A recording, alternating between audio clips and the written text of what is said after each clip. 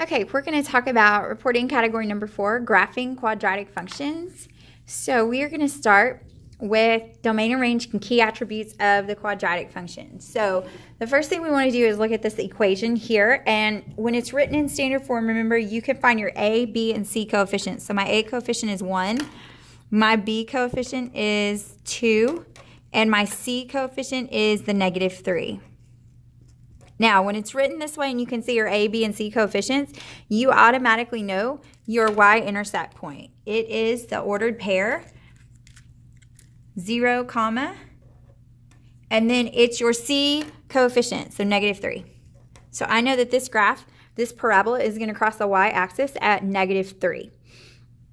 Now, I can also find my axis of symmetry by using the B and the A coefficient. So it's going to be an x equals equation, and I'm going to take the opposite of my B coefficient. So my B coefficient is a +2. The opposite of that would be a -2, all divided by 2 times my A coefficient, and my A coefficient is a 1.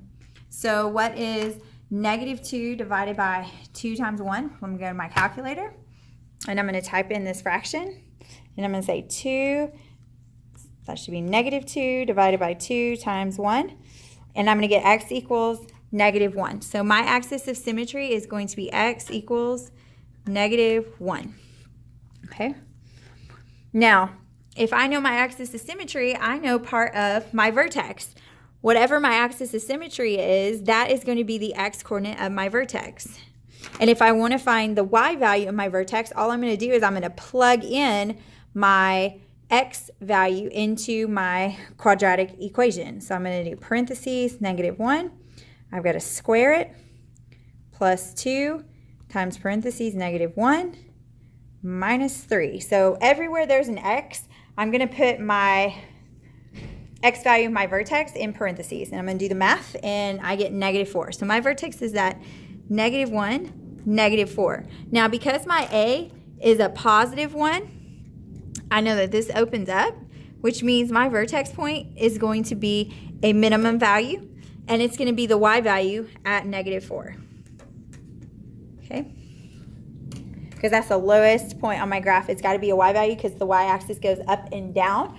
The y-axis can give you a high point or a low point depending on how your parabola opens. All right.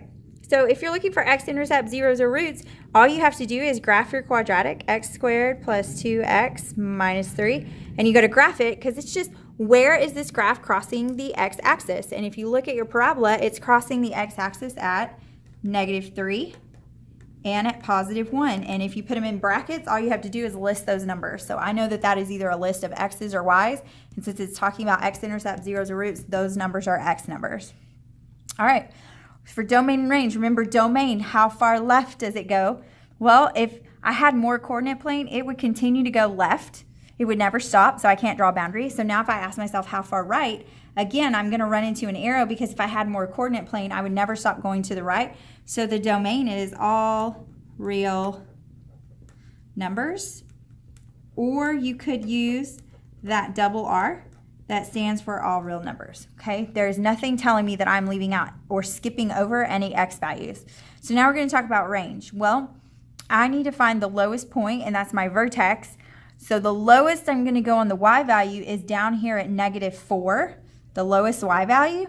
And then I'm going to go up. How far up do I go? I keep going up. I never stop going up. So my range is going to be y is greater than 4, and it has to have a bar greater than or equal to because I do have the point -1, -4.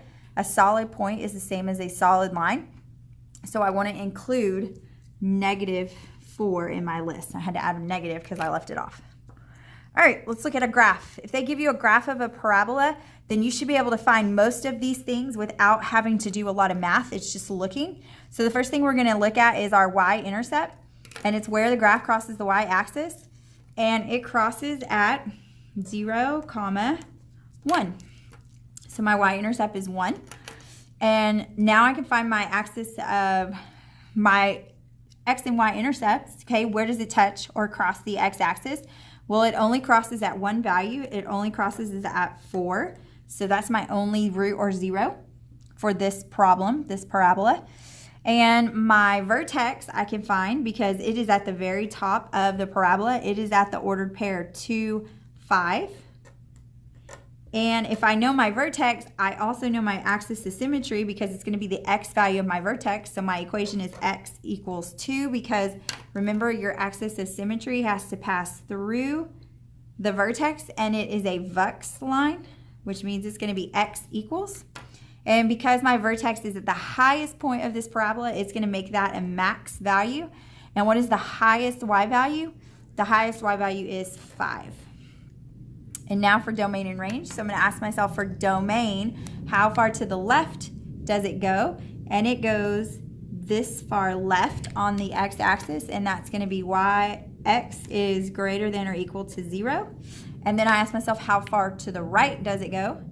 And it goes as far right as 4. So that's going to be x is less than or equal to 4. And this really should be, here I have an open, so I should really have no bar here. So it's going to be x is greater than 0, not x is greater than or equal to 0.